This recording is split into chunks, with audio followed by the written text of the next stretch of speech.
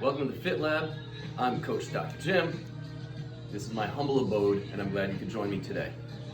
I've been getting a lot of questions on squats, and all you new age guys still feel that you should be putting your knee over your toes when you're squatting.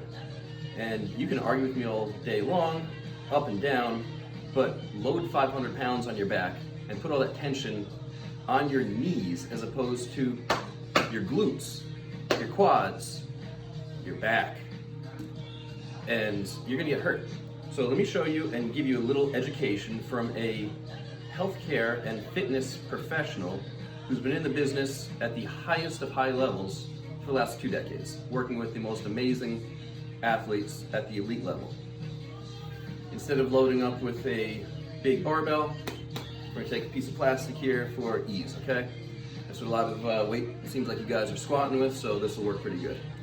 Let's start with where to load it on your back. A lot of it is comfort. One thing we do not want to do is load it way up here on the spine. You take, and I'm going to keep on using 500 pounds. You put 500 pounds up here on the spine, it's going to hurt. Some guys like bringing it down here, but again, if you bring it down here, 500 pounds on your rotator cuff, it's not going to go over well. Somewhere right in the middle, there's a little shelf. As you can see, sliding back and forth. This is my upper middle traps coming together. Boom. It fits very comfortably right there. Shoulders back and down at all times. You want to keep a proper lordotic curve in your spine. This is spine neutral.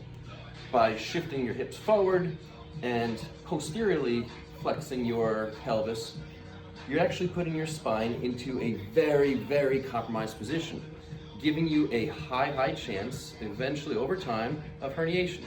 Then squats are just out forever. So let's not even bother doing that here. So, anterior pelvic tilt, tight core, shoulders back. We are now in a strong position. Next, now we can put our hips. There's exercises that I'm going to show you in a different video on how to know which your proper hip position is. But right here, typically, march in place, slightly wider than shoulder width. Toes are usually around 10 degrees out, but again, this all has to do with the positioning of the femoral head in the acetabulum.